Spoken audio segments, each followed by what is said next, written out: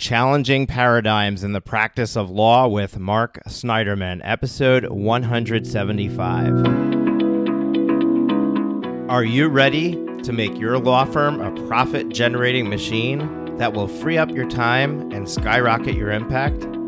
With more than 2 decades of business growth experience and having proven that you can be successful while prioritizing your family and your impact, introducing the Profit with Law podcast.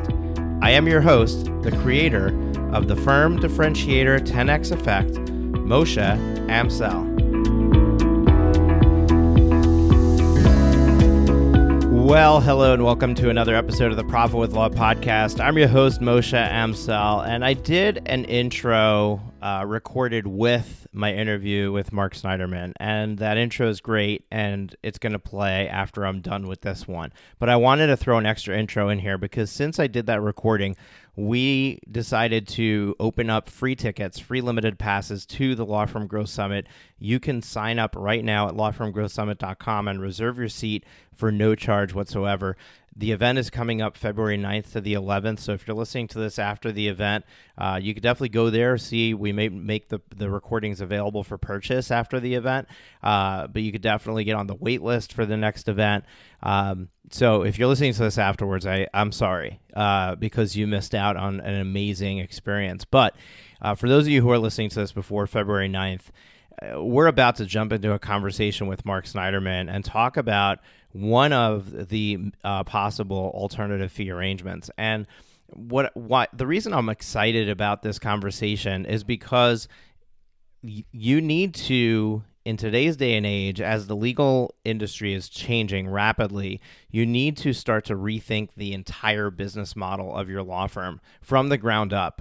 You need to abandon the beliefs and the things that you've been taught about how a firm is supposed to be run, and you need to look at it from a brand new perspective and a brand new lens. And that's what we're going to be doing over the course of 3 days on the Law Firm Growth Summit. We're going to be addressing how you look at the entire business model differently, whether it's the marketing, the sales or intake process, the way that you price your services, and the way that you conduct business, the way that you collect payments. All of that is going to be discussed. It's all on the table. So before I jump into the interview for the introduction for the interview for Marc, I'm also going to take a moment and allow you're going to hear me talk about one of our sponsors, LawFunder.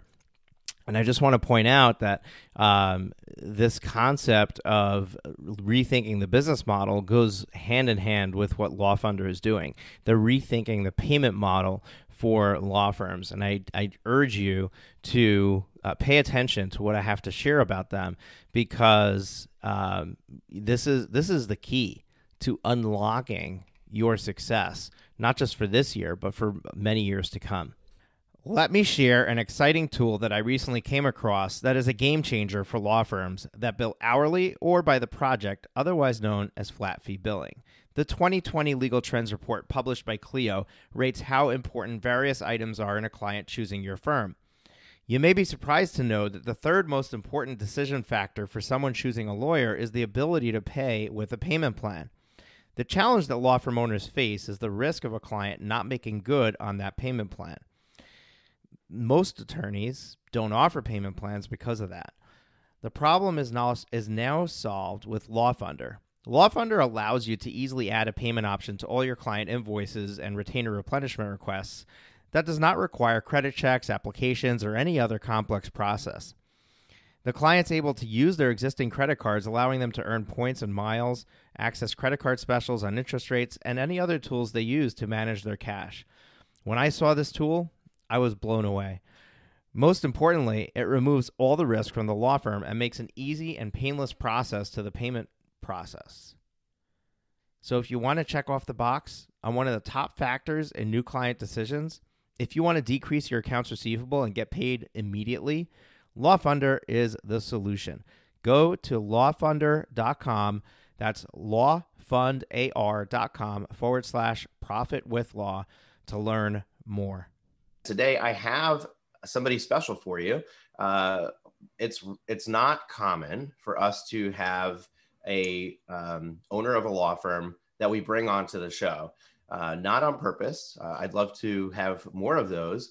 But for somebody to be willing to come on the show and share their journey sometimes can take some real vulnerability, and you need to be confident in whatever it is that you want to share. And there's not a lot of those going around. So when I have the opportunity to bring somebody on, especially somebody who's doing things differently, challenging the status quo, I get really excited. And my paths crossed with Marc Snyderman. And after our brief little conversation to introduce ourselves to each other, I realized this is somebody I definitely want to bring on the show, because he's doing something that a lot of people scratch their heads and wonder, is that possible? Is it possible to run a law firm this way, to have this kind of business model? And Marc is demonstrating that indeed, yes, it is. And we're going to go into detail for you about that today. So before I go anywhere, let me just give you the official bio. Marc Snyderman is the founder of the Snyderman Law Group, and he's a passionate lawyer, entrepreneur, and educator that is committed to helping small and mid-sized businesses. He believes that practice of law needs to be disrupted to bring about necessary change. He spent his career in-house and in business operations and brings those elements together into his burgeoning practice that is a little over 4 years old and focuses solely on the SMB market using a subscription model. Marc, welcome to the show. Thanks, Moshe. I really appreciate being here. I'm looking forward to chatting a bit today. As we talked about when we first spoke maybe a few weeks ago, it was really all about my journey and sort of trying to do things a little differently, and it really lined up a lot with what you've been saying in your podcast. So I'm excited to talk about it. Awesome. So Marc, I like to start with, who the heck are you? That people are listening and they never heard of you before. So tell us a little bit about your journey. Maybe how'd you get into law, or how'd you end up starting your law firm, or even what made you decide to challenge the status quo? Sure. I mean, I think in order to do that, I'm going to have to kind of give the sort of the arc of my career, and it should help to try to figure out how I got to where I am today. Came out of law school at Rutgers in New Jersey as wanted to be a corporate and securities guy up in Manhattan, got my dream job as a corporate and securities lawyer in Midtown, worked like a dog in a 30, 40 person Midtown firm, but really enjoyed it. I actually enjoyed the work, and had some great partners that taught me, how to be a good lawyer. But by 13, 14 months into it, you're already looking for a new job. And we had a nightly scramble between all the associates. So you're going back to before the internet days. The only way to find jobs was the New York Law Journal had classifieds in the back of it. So we would steal. There was one copy in the whole office, and you had to figure out which partner left it in their office. And then we'd all run around and copy them. We'd go into the room and copy them, and everybody would run back to their offices and spend the next few hours looking for a job. I got really lucky at about 18 months in, and got pulled into one of the cable companies when they were going public, which seemed like a dream job to get an IPO opportunity, stock options, all that kind of fun stuff. The stock really never took off, but it was a great career opportunity for me. I mean, I did some amazing work, bond deals, M&A work, just really cut my teeth in a lot of different pieces. And what I really learned at that point was I was really good at technology and actually translating tech. And I became sort of the person that was translating all the work that the engineers were doing into the disclosure documents and into contracts. And that was kind of my forte. And I took that, and when I left there after about 5 or 6 years, I went to a privately held company that was doing mostly engineering and IT work for the US government, primarily Department of Defense work. Mm-hmm. And what I did at that point was I started to build out, sort of the whole risk management profile of the company. And, I became the general counsel. It was a small company, about 75 employees. But I became so entwined in operations that they named me chief operating officer. And so I ran the company for the next 10 years. Holding many hats. I mean, we were up to about 300 employees when I left. So we did some acquisition work. We did a lot of different things through it. And when I left, it was really just a difference of opinion with the owners on the future of the company and where they wanted to go. And it was kind of time for me to move on and do something different. And it was at that time. So this is, 2016. I'm looking at the legal market and saying, well, I could start a law firm. I know that I can pull in some clients pretty quickly. And I'd managed outside lawyers for most of my career at this point. I haven't been in-house now for, I guess it was almost 20 years at that point. And I say to myself, this is broken. Like, how am I going to go work?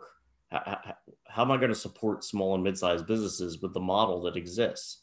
It just doesn't make any sense. Right. It doesn't make sense for somebody to even hire an attorney when they have no idea what anything's going to cost. Right. I mean, it's like yeah, I'm thinking, because now I have an operational hat. Yeah. So I have the operational side and the P&L, responsibility, and understand that I'm sitting there going, who's going to hire me and pay me, $700-800 an hour? I got an offer from one of the bigger firms to join them. And I said, well, what are you going to bill me out at? And they said, they're going to bill me out at $895 an hour based on my resume. I said, who am I going to talk to for $900 an hour? Like, you want me to only talk to Fortune 500 companies? That's not interesting to me. We're not going to effectuate any change in that company. I'm too operational and too far down in the weeds, and I want to help. And, so I started to think about one of the things, and I always tell this story, like when I was a, junior, associate in that law firm in Manhattan, there wasn't a meeting that our clients went to that they didn't take us with them. You were always jumping on the subway and going somewhere, and we had all fashion clients. We were in the garment district. So, if Jill Stewart was going to a meeting, she was calling us and saying, hey, can you come down here? We're going to look at this space. We want to talk to the landlord. Nobody does that now.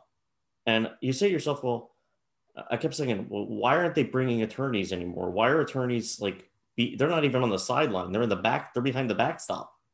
They're not in the game at all. Right. Why are they so far gone? So, well, it can't be because they don't know what they do. They don't know the same thing. We don't know any more than the attorneys knew 30 years ago. It's money. It all comes down to money. So you have to change the game. So that's kind of where the entire firm was born out of that concept. And when I started to look at the model, I said, well, the only way to do it is to think about it like a startup.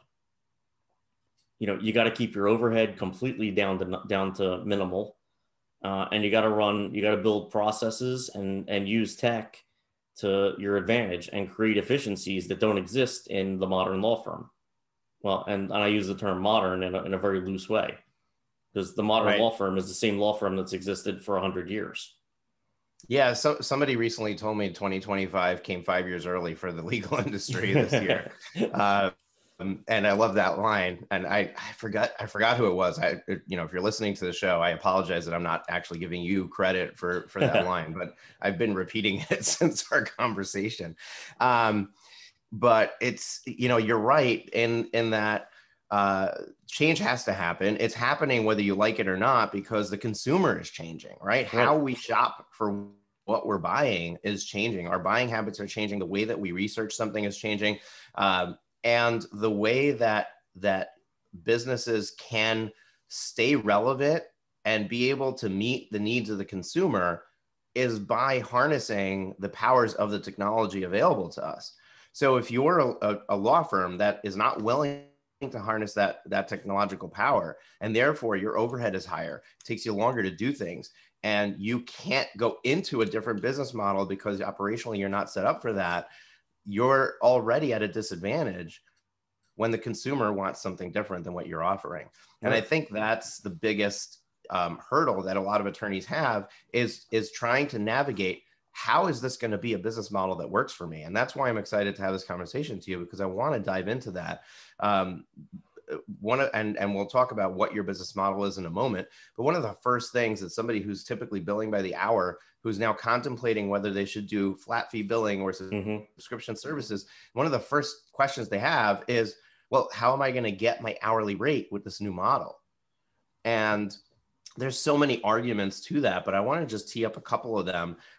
First of all, the Clio Trends Report makes a massive case. The Clio Legal Trends Report for 2020 that they just released goes through and identifies that in a client making a decision of who to hire as an attorney, whether they have an office or what their office looks like is dead last in their decision-making process. Absolutely. And if you eliminate the office, you save $10,000 a year per attorney in a law firm.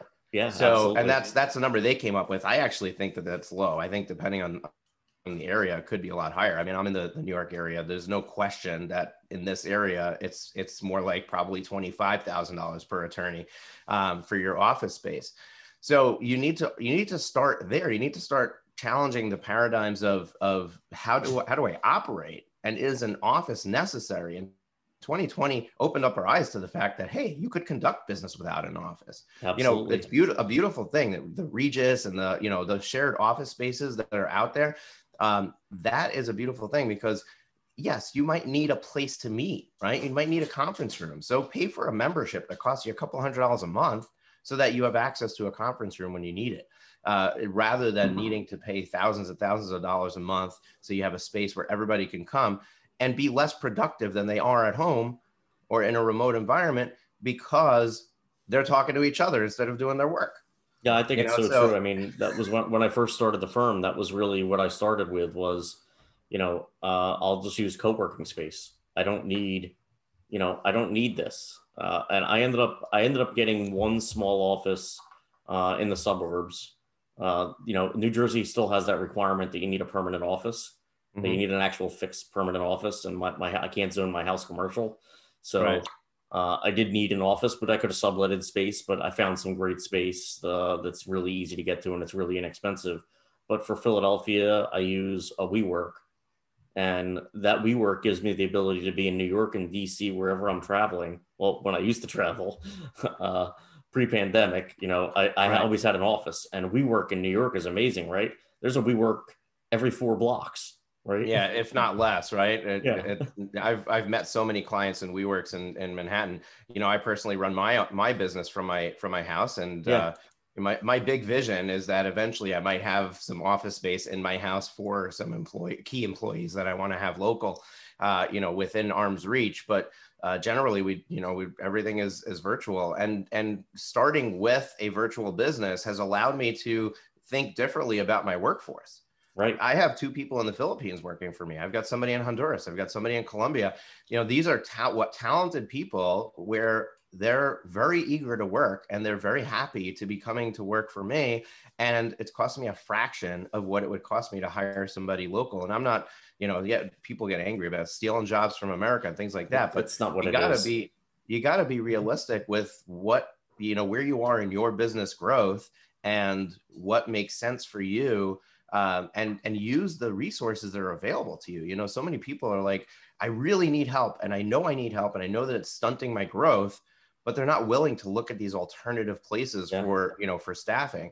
And when we start to, as we're going through this conversation, it's, these are the exact things that we're covering at the Law Firm Growth Summit. I don't know when this is getting recorded, if this is before, I know when it's getting recorded. I don't know when it's getting released. So right. I don't know if this is gonna be before or after we run the event, but we're covering these exact issues at the Law Firm Growth Summit, because I don't think it's just a pricing model. I don't think it's just how do I collect, income? How do I find it's definitely clients? The expense side of things. Absolutely. It's the overhead is what really kills businesses. As a matter of fact, Mark, I'll tell you how I got into helping lawyers in the first place was I got a client that was a law firm in Manhattan through Profit First. So I'm a Profit First professional. I don't know if you've read the book by Mike Michalowicz, Profit First, but it's a cash management system. And to dumb it down, it's basically grandma's envelope system for budgeting for businesses by using multiple bank accounts for different purposes. So essentially you have a revenue account where all the money comes in, and then you split it off into operating expenses, owner's pay, profit, and tax. Those are the main ones. Because the behavior of a business owner is I wake up in the morning, I check my bank account. I'm not logging into QuickBooks to figure out how I'm doing, right? So instead of changing the behavior, we just change the size of the plate that you're looking at. And, that's essentially the idea of that. So I got behind his message, and I really liked the system, and I thought that it could be impactful to help business owners. So I got behind that in my accounting practice to become a Profit First Professional. Through Profit First Professional headquarters, they got some leads. I got a lead that was a law firm in Manhattan. Met with the owner, ended up getting them as a client. They referred me to another law firm, who referred me to another law firm, who referred me to another law firm. Before I knew it, I had 5 law firms as clients. And you know what the common denominator between these firms was? Beautiful offices, all of them in New York City, nice staff, business coming through the door. Everybody's busy, right? Yeah. Yet the owner's transferring personal funds to cover every payroll. Right. That's the, the money moving game to cover payroll. How is this happening? In no other industry is a business operating this way. I mean, a lot of it goes to the heart of the problem with law firms, right? Law firms are run by lawyers, and not every lawyer is a good business person. And the cream of the crop that runs the law firm, that becomes the managing partner, is really because they were a great lawyer or they were a great rainmaker, not because they were a great businessman or businesswoman. Right. And since you sat in the COO role, right, and you wore those hats and you had to make operational decisions, you get it. You understand. And that's why I think you started your law firm in 2016. And now 4 years later, your law firm is thriving. You're doing well because you walked into this with that understanding. And that's the job that I have in front of me, is to educate law firm owners on the full gamut of running a business. It's not just how do I bring a client. It's not just how do I expand my staff. It's the entire picture, where you're taking into consideration the expense side. When you're a solo law firm, it's just you should be taking home 50% or more of the money you're bringing in. If you're not doing that, your business model is already broken before you even bring on staff. And you need to look at that and figure out, like, where is this money going? Where am I overspending? What am I spending on that I shouldn't be spending on? And that's where you need to start challenging the paradigms of the practice that you're used to, that you came from, your upbringing in law, and start looking at crazy things like your office space, how many different hundreds of pieces of technology you've decided to implement, and how many of them you're actually using, right? I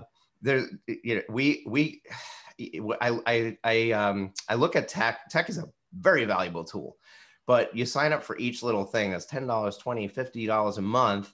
And each time you sign up for it, it's like no big deal. Okay, what's another $10? This is going to make me more efficient. This is going to be, before you knew it, it's like death by 1,000 cuts. Oh yeah. Because you get 100 of those, and all of a sudden you're at a $5,000 a month technology expense that really, if you look carefully, you don't only you're not even using most of it.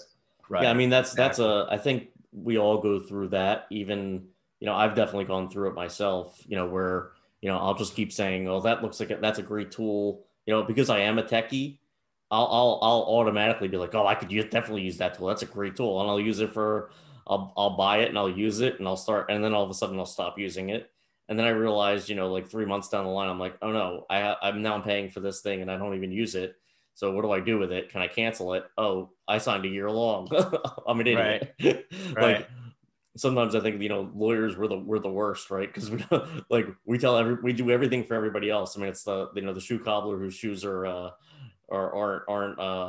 very nice. So yeah, I tell my clients, don't try to save the money on the annual. Get the monthly for the first year you use a product. That's a great piece of advice. Like that 15% savings is not going to save you anything, because you're 90% of the time you're probably bailing on that piece of software anyway.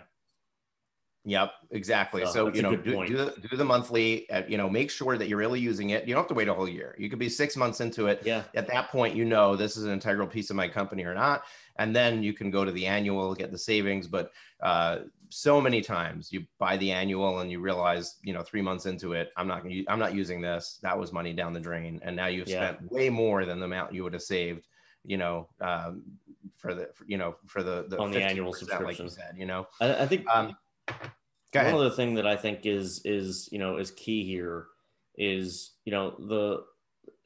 looking at, and this doesn't really affect me, it does affect me because the entire market has gotten crazy because of the salaries that were paid to the way the creep has gone on first year salaries is just, it's mind blowing to me. When I got out of law school, I mean, it was 97. So it's a long time ago at this point, but my first job in Manhattan, as a corporate and securities attorney in Midtown Manhattan, 35 attorney firm was $42,000, right? Mm-hmm. Which sounds like nothing now, right? Like Right. that's like, there's no way you could take a job for $42,000. These kids are coming out getting paid $150,000 to $175,000 in the big firms, which means the smaller firms have to up those numbers up into the upper 60s, 70s, 80s. And what is the real value of that person?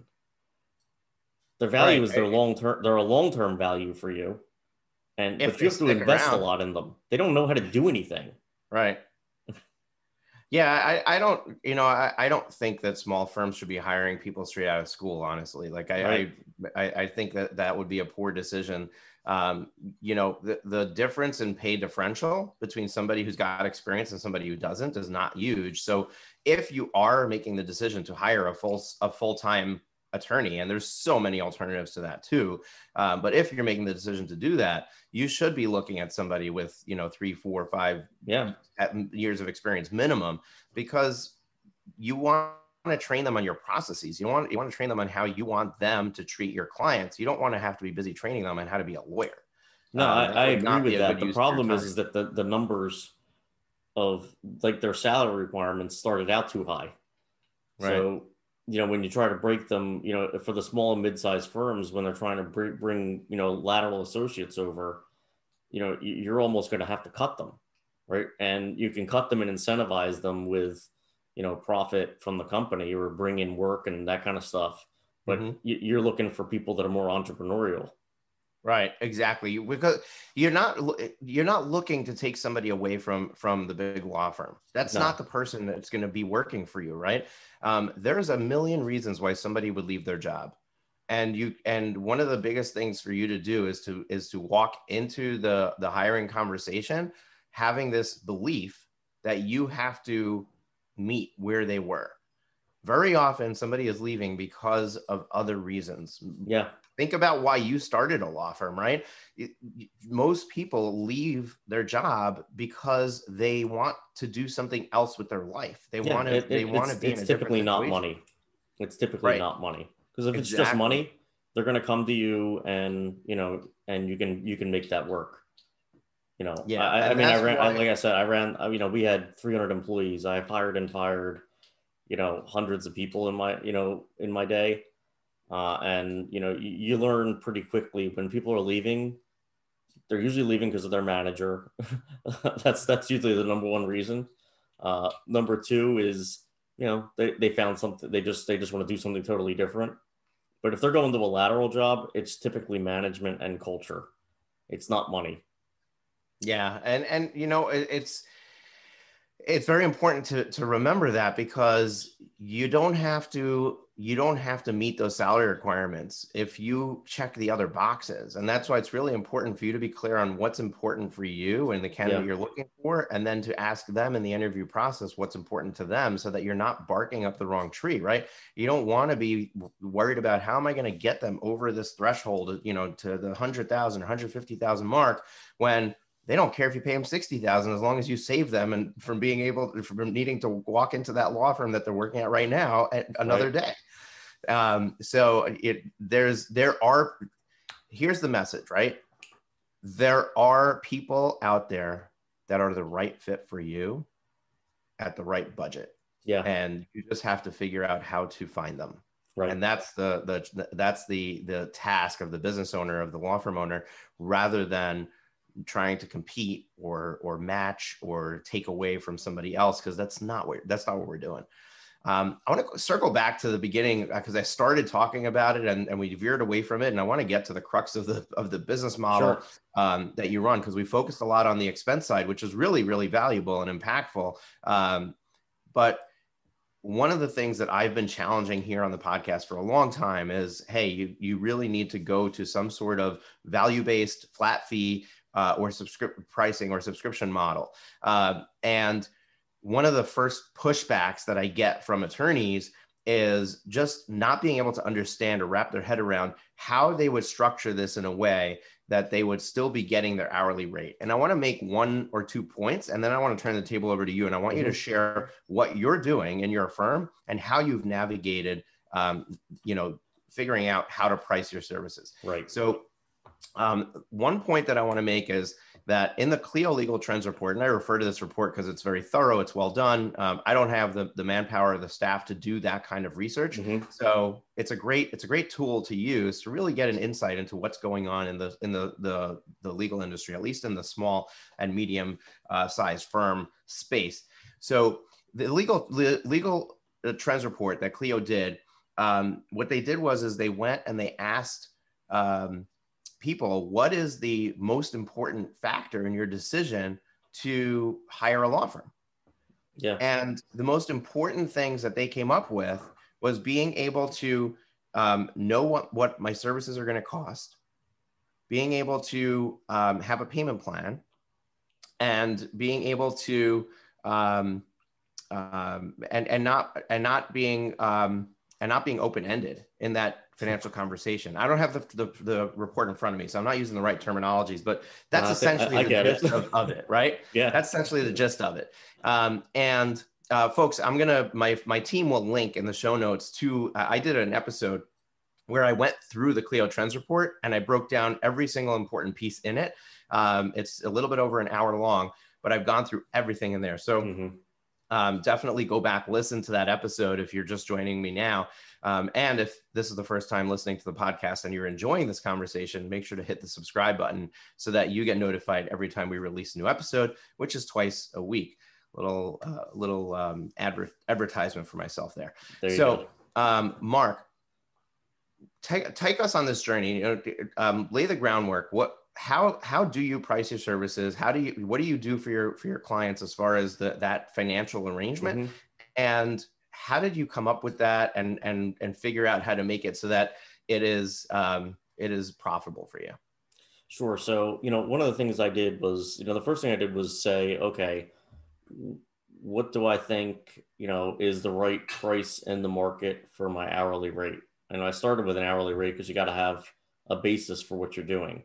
And, I said, if I'm a small or mid-sized business and I can get a hold of, Marc Snyderman with his resume and his background and what he has, if he said to me, his rate's $3.95 an hour, I would say, still sounds like a lot of money, but compared to other attorneys, that sounds pretty cheap. And, it sounds like I'm going to get a lot of value. So I started with that. And then I said to myself, well, I'm not going to charge an hourly rate because I don't like hourly rates because it's too open-ended and for every reason you just gave out of the Clio report. And I said, okay, I want to do outside general counsel services, right? Because I'm a general counsel. It's really what I am.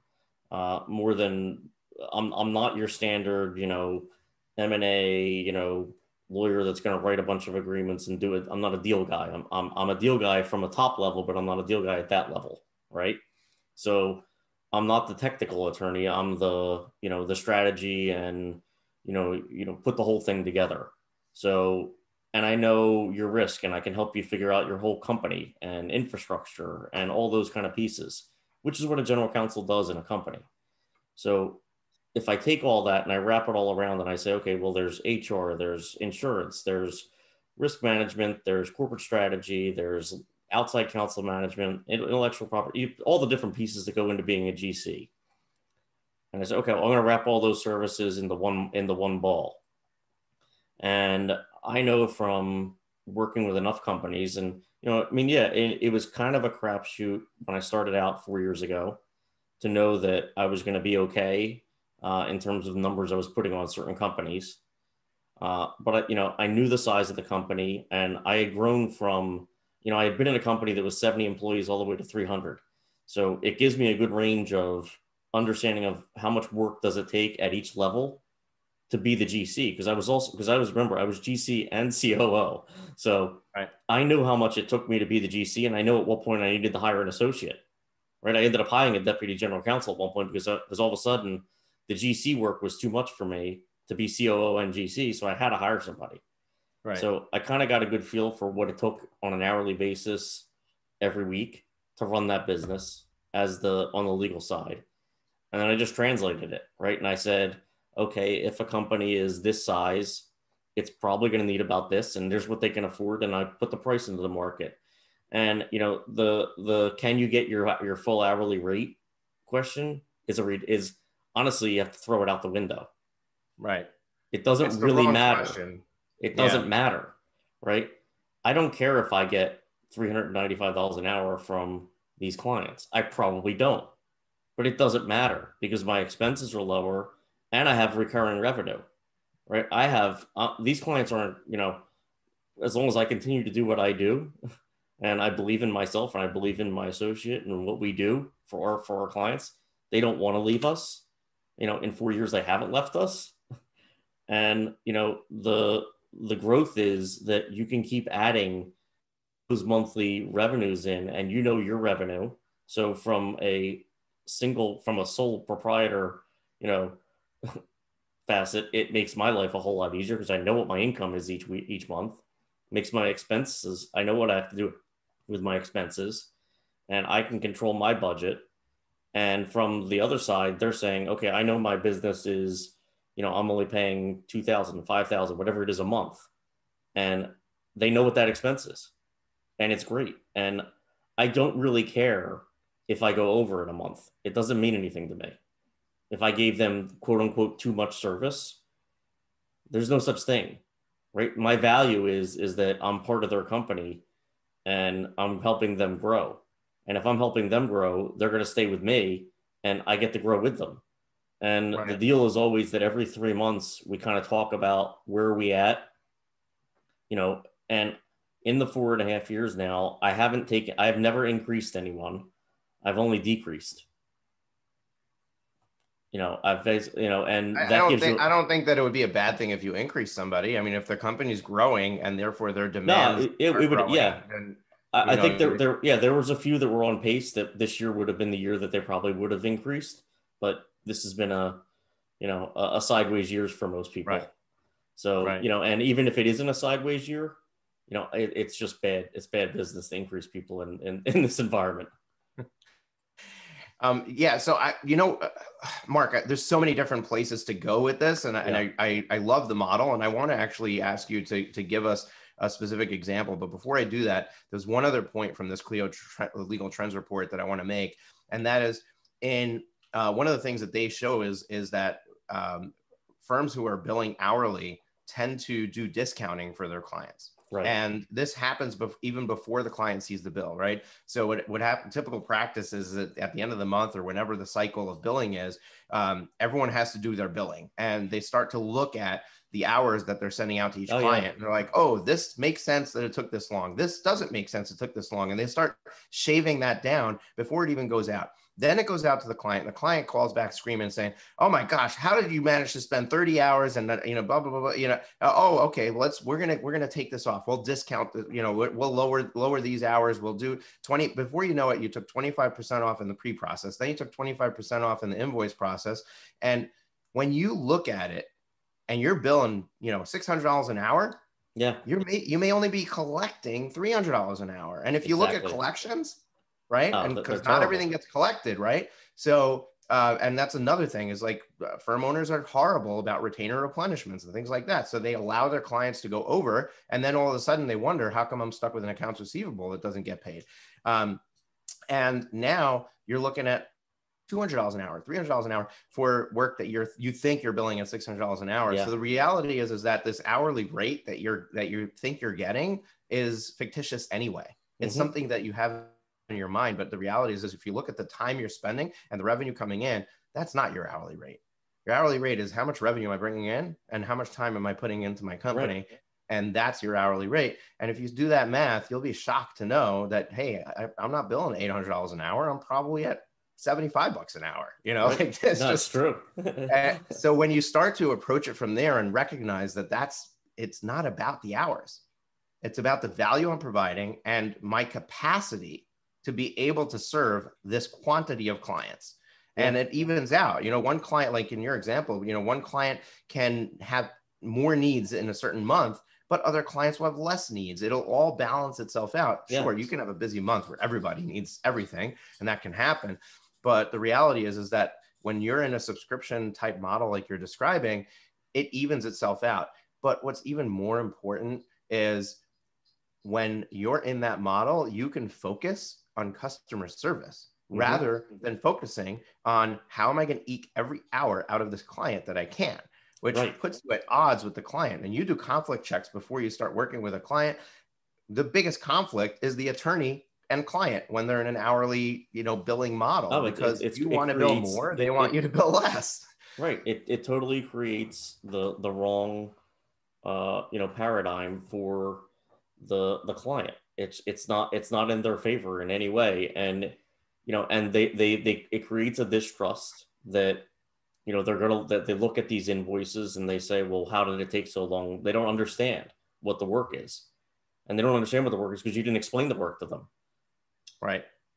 Because that's not the model. The model is, the attorneys are, brought down from on high, and, they have this holy grail law degree, and they pass the bar exam. So they must know something, and will continue to write in Latin and, English that makes no sense to anyone except lawyers, with heretofores and why nots and whatever else you want to throw into them. Because it's a fear, right? It's been a fear for, 100 years in the profession that, oh my goodness, people are going to figure out that it really is just plain English, and anyone can really figure out how to do this. Look, it's not rocket science; it's law. And I think that the reality is that and particularly transactional law, is susceptible to this. But the reality is that technology is going to take over a lot of what lawyers do. Oh yeah. It's going to become automated. It's going to become, just look at something like LegalZoom, where they built a TurboTax type, environment for you to get your legal entity formed. And typically lawyers and accountants have been charging lots of money for that over the years. But why should somebody be paying that? There's no reason for it. They don't need legal advice. They might need legal advice to understand what is the right entity structure for me if their situation is complex. So great. Give them that advice and then send them to LegalZoom to get it formed. Why do you think that you need to be doing that? One of the beautiful things of the subscription model and this, customer service delivery being the focus is that the attorney doesn't have to do everything. Yep. You can bring on staff and train them to do a lot of the pieces that don't require you. Mm-hmm. And therefore you can, going back to the conversation of how expensive attorneys might be because of where the industry is going, guess what? Attorneys don't have to be doing 90% of the work in your firm. Yeah. From drafting to conversation with clients, they're really, if you start to take a step back and look at it, it's kind of like if you look at the medical profession, right? All of a sudden there's this massive thing of PAs and NPs, right? Physician assistants and nurse practitioners that are replacing doctors. And people are like, at least in the medical profession, the doctors are like, well, it's terrible for us. It's infringing on our profession and our ability to be able to run a business. But it's, from the consumer perspective, it's a beautiful thing because it's bringing down the cost of getting medical services. And when all is said and done, well, a nurse practitioner is the top, but a PA reports to a doctor. So there's a doctor overseeing it. And exactly. So you're in a law firm, you're the lawyer that's overseeing the work. You don't have to have your hands on everything. You just need to approve everything, right? Right. So if you start to look at it from that perspective and you get away, if you're in the hourly model, then it doesn't work, because if you can't bill your time and it's somebody else's time, your entire model falls apart. Exactly. They have to have credentials to be able to bill them out, right? And the reality is that's not necessary. So I feel like the only way you can think about these alternative pricing models is if you can understand how you would change operationally on the expenses side to be able to deliver customer service in a different way than you're used to, because it doesn't work if you keep everything top heavy. Oh, yeah, I agree with you 100%. And that's where everybody can't wrap their mind around it, right? How do I how do I bill, I'd have to bill a flat fee of $40,000 for a divorce up front in order to be able to make this model work. No, you can build, $5,000 for an uncontested divorce and not do anything and have a piece of software where the client enters all the data inputs, create and draft the documentation, and you spend 20 minutes reviewing it and you made $5,000. And that's, and I'm oversimplifying it. Let me share an exciting tool that I recently came across that is a game changer for law firms that bill hourly or by the project, otherwise known as flat fee billing. The 2020 Legal Trends Report published by Clio rates how important various items are in a client choosing your firm. You may be surprised to know that the third most important decision factor for someone choosing a lawyer is the ability to pay with a payment plan. The challenge that law firm owners face is the risk of a client not making good on that payment plan. Most attorneys don't offer payment plans because of that. The problem is now solved with LawFunder. LawFunder allows you to easily add a payment option to all your client invoices and retainer replenishment requests that does not require credit checks, applications, or any other complex process. The client's able to use their existing credit cards, allowing them to earn points and miles, access credit card specials on interest rates, and any other tools they use to manage their cash. When I saw this tool, I was blown away. Most importantly, it removes all the risk from the law firm and makes an easy and painless process to the payment process. So if you want to check off the box on one of the top factors in new client decisions, if you want to decrease your accounts receivable and get paid immediately, LawFunder is the solution. Go to lawfunder.com. That's lawfundar.com/profitwithlaw to learn more. But that is the point. Like that is exactly the point. Is the technology will eat away at a specific part of law firms, right? I mean, that's LegalZoom is one thing, but these AI tools that are being built and coming out, they're gonna eat the entire bottom of the practice up, and they should, right? Exactly. Give people the ability. Look, people ask me, and this is, for a lawyer, this is really bad, right? People will ask me like, hey, I need to do a simple will, and I'm like, well, I don't do wills. I don't play in wills and estates. But look, you can go to, it used to be called Legacy Writer. I think they changed their name.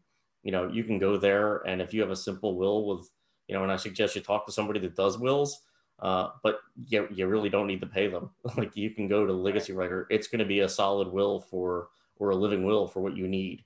You don't have a huge estate. Right. And I even think that lawyers who do estates and trusts have, themselves are unclear about who do I serve, right? Right. If you're trying to serve somebody who could get a will done for $400 online and doesn't really need you, then you're probably going after the wrong client, because it's in your best interest. It's in their best interest for you to tell them to go to this other place for $400.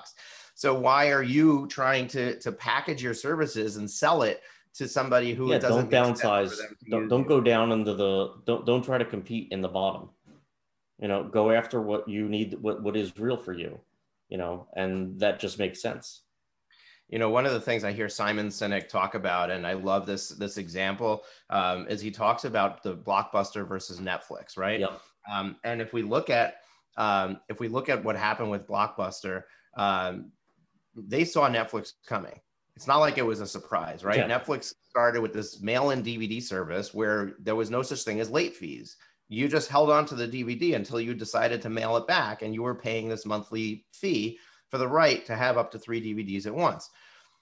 On top of that, they also released this streaming, but the streaming at the beginning, I don't know if you remember when Netflix first came out, I was an early subscriber. I don't subscribe to Netflix today, but I was an early subscriber back then. I loved the DVD service. Mm-hmm. And then they started to stream these movies, and it was kind of like this thing they tacked on that like nobody even realized the value of it. But the Blockbuster CEO walks into the board of directors into a meeting, and he says, "There's this company, Netflix. This is what they're doing. We should do something similar. It's genius." And the board of directors says, "No, we're not doing that." Why? Do you know why? 13% of late fees, 13% of revenue was late is fees. late. Yeah. Mm-hmm. And they're like, we're not going to release something that's going to immediately eat up 13% of our revenue. And that limited thinking is where Blockbuster is today, right? It's that one decision that they made that sealed their demise. And there's now only one Blockbuster store in Northern Canada. The company's gone, right? Netflix, look at the behemoth it is, right? Trading, $500 a share. It's up, 100-fold from its IPO. It's got a it's the leader in entertainment delivery to the home, right?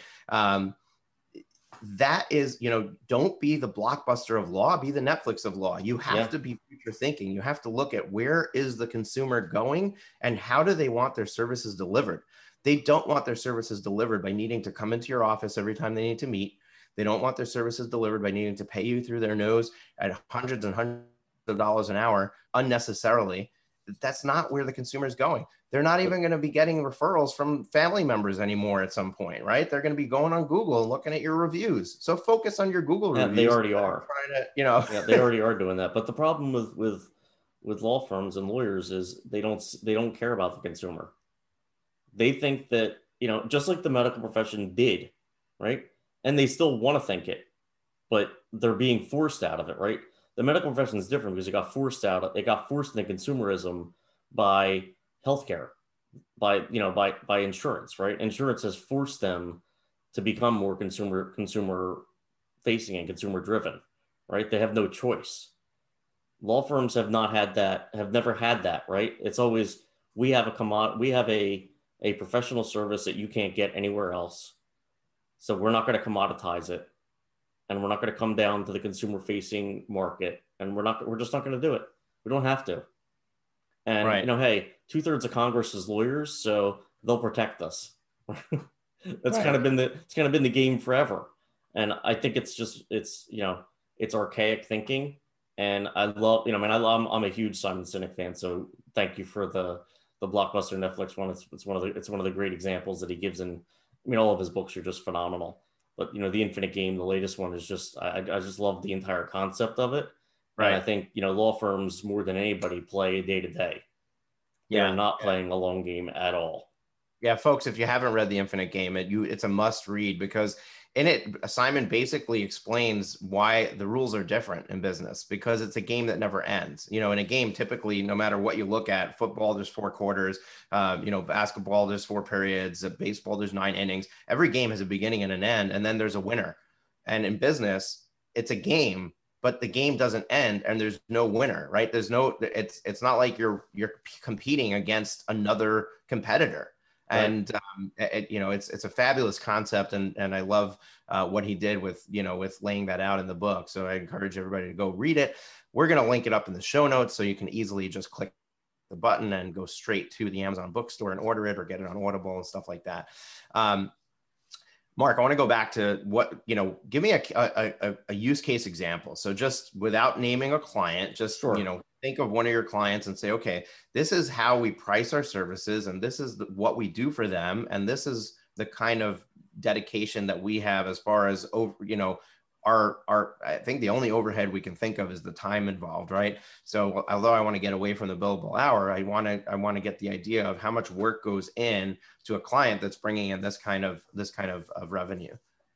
Sure. I mean, if you took us, the range is big, right, in terms of, the larger client versus a small client. But, let's just use a small client. They could be, a couple $1 million in business.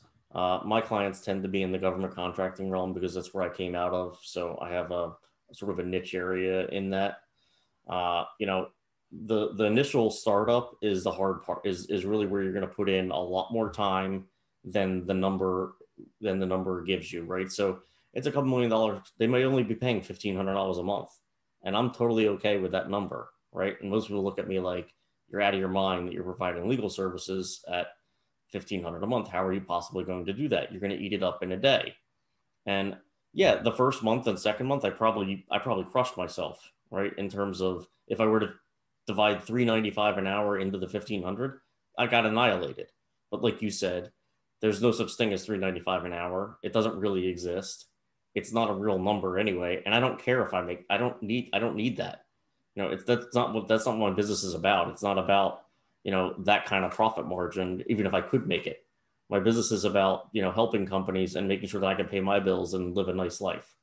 So I look at it more from, that first month, I'm going to be downloading all their corporate documents. If this is a company that's already in existence, I'm going to look at all their financials. I'm going to look at their corporate documents. I'm going to look at their handbooks, if they have any policies, procedures, whatever they have, all their insurance, and I got to build a risk profile. And now I'm going to build out a plan, right? So the risk profile is going to give me, okay, their HR department has nothing, right? They don't have an HR department. Number one risk, only behind maybe the fact that their insurance sucks. So, okay. And what I do is I build a network, and I have a network of, professionals all around me that I know work with small businesses, medium-sized businesses, depending on the size. And I will refer that in, and I will bring in an expert and say, hey, we need to fix the insurance here. Here's our current stuff. Go fix it. Give me a number. And I'll go back and forth, and I'll play GC is also a general contractor, right? So I'll play that role and bring in all the right people. And, my clients even will say to me, because, I know graphic designers and website, and I'll be like, look, your website really is it's not up to par. I'll do the privacy piece of it, and I can even help you write content because I write marketing speak, but you need somebody that's going to do this. Here's a person. Right. And that's a value. Those are all value add services that the clients are getting that are well beyond, sort of the traditional legal model. So, right. That 1,500, first and second month, I probably got crushed on it, but I also have, an associate and another marketing director that works for me, and we'll split work up, and we can each do things that, isn't, and in a perfect world, I'd have even more support that I could use. Like you were saying before, you don't need just lawyers. There's a lot of other talent around that you can leverage. And when we have, discrete legal issues, we've used Upworks and brought in lawyers off Upworks, to do some discrete legal research. It's cheap, and, they're lawyers sitting at home. Right. All they need is access to research. They can do the research. I didn't realize that lawyers are on Upwork. I know that we had one of the sponsors of our 2019 Law Firm Growth Summit is lawclerk.legal. Okay. I don't know if you're familiar with their site, but they are specifically for lawyers, and it's contract attorneys that are out there looking for work. And sometimes you need somebody in a specific area of expertise. Right. And I need to find somebody who's well versed in FDA law, or I need to find somebody who's well versed in in taking a company public, and I go on there and I look for that specific skill set, and I find somebody who's the right person, who can hit the ground running and do it efficiently, and not have to have this entire learning process to figure it out and probably get it wrong along the way. So it's bringing in these attorneys on these project basis, things to either be, handle the overflow of the work you can't handle, or to handle the specific things that you're not an expert at. Right. Is a genius way of doing it without needing to I need to hire another full-time attorney. Right. So I love that, but I want to back it up and just break it down into numbers, right? So one of the things that listeners might have a hard time understanding is the beauty of this model is that this builds your monthly revenue over time, right? So it's not like, the first month I'm going to have 40 clients of $1,500 a month, but if I'm a solo with maybe some support staff, right? And I'm using solo as an example because it keeps the numbers easy to run, but you can run those numbers, just add to it if you add another attorney, right? So let's say I'm a solo with some support staff. I want to bring home $250,000, right? Mm-hmm. So I need to be bringing in somewhere between $400,000 and $500,000 to do that, right? So let's say I've got $400,000 in revenue in order to bring home that kind of pay. So if I'm looking at $1,500 clients, right? Yeah, you can't do. You're not going to do it all on 1,500. You're right. There's going to be a gamut, right? There's going to be some are 1,500, some are. But let's just use your 1,500 as an example because I want to make a point, right? So we're at 400,000. I have a calculator in my hand. 400,000 divided by 12 is $33,000 a month. Divided by 1,500 you need to have 22 clients. Yeah. Now the beauty is that when I have 22 clients, and if that's where I want to be, I don't need to go and find more clients, right? Because they are paying me this every month, right? Yeah. So my entire job is to go and get 22 clients, and if I add a client a month, 22 months later, I'm there. Yeah. If I add 2 clients a month in 1 year, I've got a fully booked $400,000 revenue practice for a solo attorney. And that's the part that's like mind blowing, because if you don't take it down into the numbers and look at it, now could you serve 22 clients by yourself with the right staff around with you? The right support staff in this scenario? Yeah. Absolutely. And this front load thing of expenses on the upfront, by the way, and this might help you too. I don't know if you thought about doing it.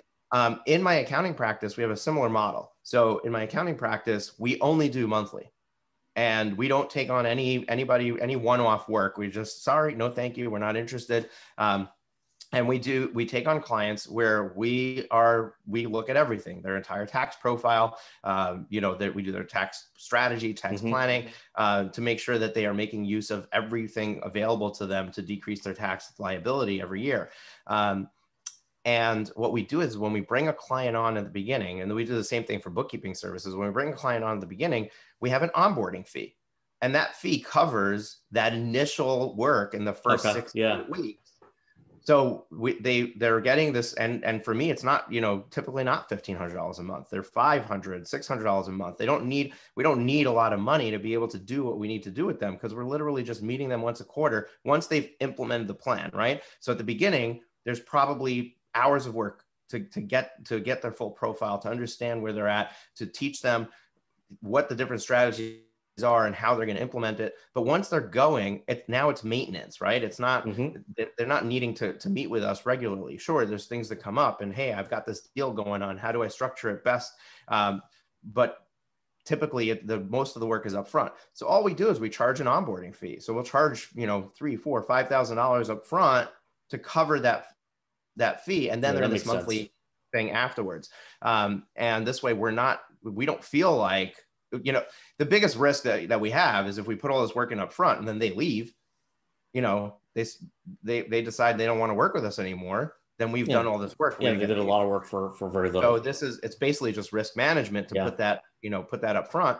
And the clients are happy to pay it because they understand that that's the nature of what's happening. They understand that there's going to be a ton of upfront work that we're going to do, and we're going to get them totally cleaned up. And then they've got this much smaller fee that they're paying over time to just maintain with us. So you can definitely wrap your head around it easier that way. And it can help somebody who's trying to transition to this model, because the first thing you're going to say is, well, how am I going to make my money in the first 10 months while I'm getting those first clients through the door? Because it's not like it's going to happen overnight, unless you already have a book of business that you can easily go and pitch this to them. And before you know it, you've got 20, 30, 40. It's still because it's still not people get it, right? They get the concept because you're seeing it in accounting. You're seeing it in, other services. There's fractional chief marketing officer, fractional chief of CFOs, fractional everything's, CIO, CSOs, right? So they're seeing the model. It's not being seen in law very often. So they're still having trouble grasping it. A traditional client is still saying, well, what am I really going to get? Are you really going to do all that for me for that kind of money? Because it's well, you're not going to, they can do math, right? They're going to say to themselves, well, there's no way they're making the same amount of money you used to make. And I said, no, but I never made that. So it doesn't matter to me. I'm okay with it. Yep. And I think the other thing that is important for, sort of solos and younger and firms that are looking to make the transition is to understand, what is, when you're in those outer months, the reason why it's lower hours isn't because you're doing less work. It's because you know the client better. You're more integrated into their operations than you've ever been. You actually understand where their business is and where they're going, because you've had, I try to do standing calls with most of the clients so that I get updates onto where things are and what are they doing. And that could have nothing, there'd be no legal issues in that whatsoever, right? That call is specifically so I know that when they call me next month and say, oh, hey, I'm going to this meeting, I know what that meeting is. And I can then guide them and say, make sure when you go in, you think about X, Y, and Z, because I know exactly where they're at in their business and the pieces that they need. And, oh, hey, did you get an NDA? Let me throw that over to them right now before you go to that meeting, because we need to have that in place. And it changes your entire way of, so you go from, when I use the backstop image, right? You went from the backstop, you're not even sitting on the side, you're not even sitting on the bench, you're on the field now, and you're playing with the client. And that's where you need to be. And that's where you're going to effectuate change. For me, the value isn't just that I'm giving the client, it is that I'm giving the client value, but it's value to me because I enjoy it, right? I've actually helped somebody. And, most of us that went into law went into it with some aspect of a concept that we were going to help people. Like, it's kind of why you went into it in the first place. But, we got really far away from it.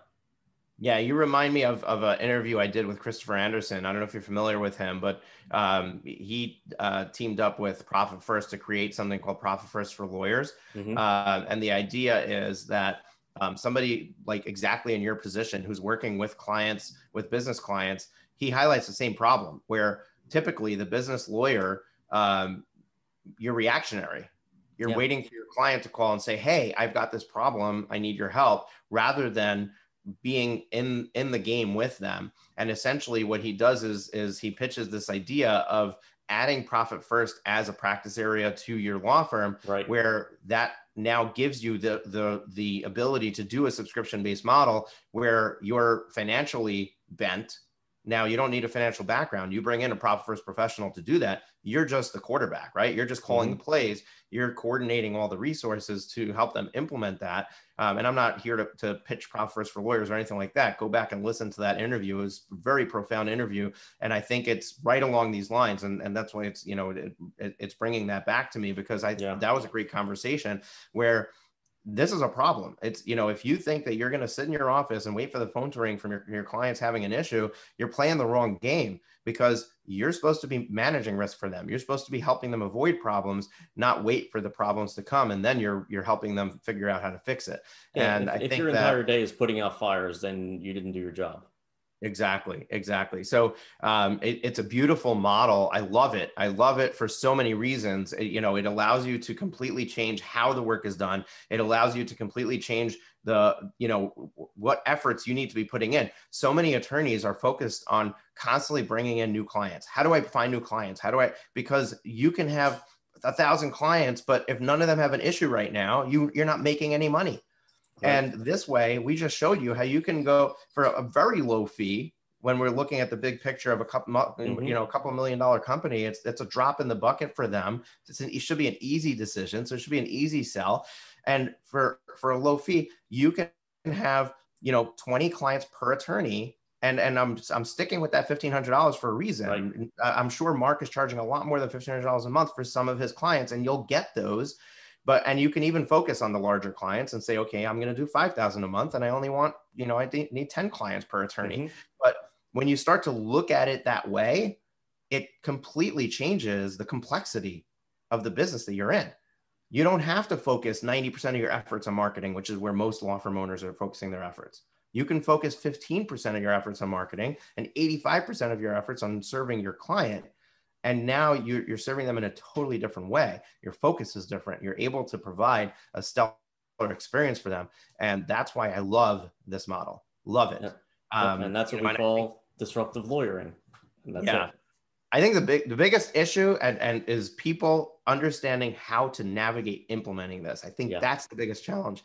And maybe the two of us should team up together to create a plan for lawyers on how to do that and help take people through that journey.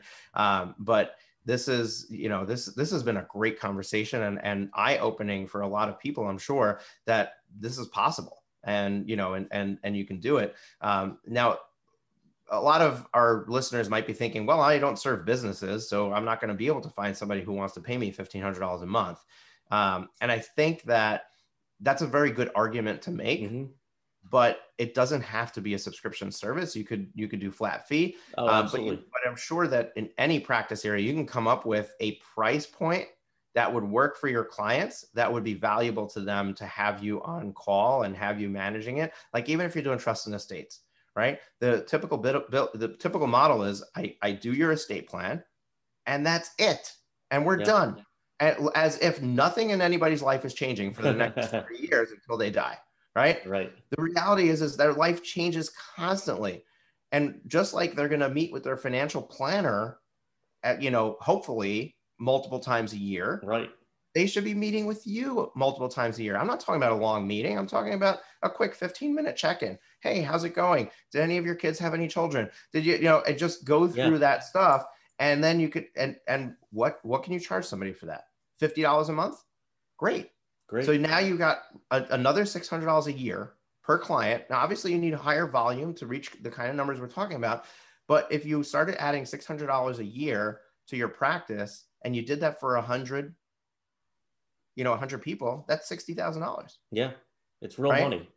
So, you don't think that, this has to be $1,500. It's not for me.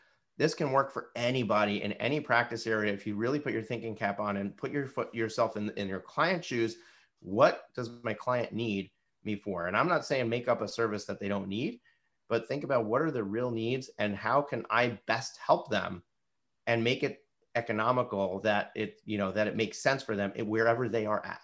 Right. And I think that's the way that you have to think about this. Marc, this has been great. Been great conversation. Yeah, a lot of fun. Thank you. All right, so we're just about out of time. If anybody wants to get in touch with you, reach out to you, and maybe ask for help if you're willing to give it. Do you want to give out some way for anybody to connect with you? Sure, absolutely. I mean, I'm on LinkedIn just as Marc Snyderman. You can find me. I'm actually on LinkedIn a lot, so you can find me pretty easily. I'm on Twitter, Instagram. My law firm is www.snydermanlawgroup.com. You can hit me at Marc at Snyderman Law Group. That's Marc with a C. And that's pretty much the easiest way to get a hold of me. Awesome. I'm going to ask you for one thing. Sure. Parting piece of advice for anybody who's listening to this. If you can think of one thing to share with them that you think is going to impact them in some way, what would that be? Just be kind and think about everybody around you and what they're going through, whether you're, no matter what you're doing. And if you take that to heart and you're just a kind person and you're going to be generous and give gratitude, it'll all come back to you. I love that. That's beautiful and unexpected, because you're usually expecting to hear some piece of business advice. But I really resonate with that. As a matter of fact, in my company here, we have our top 5 core values, which we review every single team meeting. And our core value number 1 is love everyone. So that piece of advice resonates very, very much with what we're all about here at Profit with Law. Folks, if this is your first time listening to the podcast, probably, one of the best interviews you're ever going to hear. You want to make sure you hit the subscribe button and join us for the rest of our shows. And there's almost a couple of hundred episodes in the hopper here for you to binge on if you want to go back and catch up. But there's a ton of great interviews. Just look at the subject lines and pick the ones that sound like they're the most interesting to you. I backhandedly mentioned Google reviews. One of our top downloaded episodes is one with Sam Malai, where he talks about how he got over 1,000 5-star Google reviews. I believe he's crossing the 2,000 mark now. With that, but it's things like that where you're able to get insight into what someone else is doing. That is this mind-blowing situation where you suddenly get insight into something that's so simple that you can do that can completely change the way that you do business. And that's why I think this episode is going to be one of our most popular ones, because understanding how simple this concept really is when you boil it down, and how complicated we make it sound, or we're like, oh, there's no way I could do subscription services. But it really simplifies how you operate. It makes your business so much easier. Why wouldn't you consider it? And I'm going to leave it at that. So please subscribe to the show, share this with an associate, a friend, somebody who's in law that, that could use that, that could benefit from it, because the more that you share it, the more listeners we get, and the better we have an impact with our messaging. And with that, I'm going to sign off, and we'll see you. We'll be in your ears at the next episode. Take care. That's it for this week's episode of Profit with Law. If you have enjoyed the show, please consider sharing it with at least one person. Imagine how many lives we can change if we each shared this episode. Another way to share the episode is on social media. We appreciate your support and look forward to you joining us again next week.